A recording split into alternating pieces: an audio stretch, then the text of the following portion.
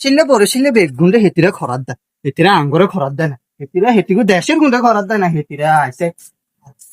খালি খালি খালি বেদাল আফা আসেননি গো ও আফা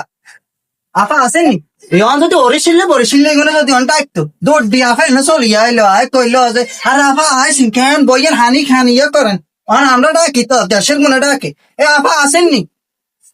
আসেন আনারে ডাকি আমি হুনেন না নি গো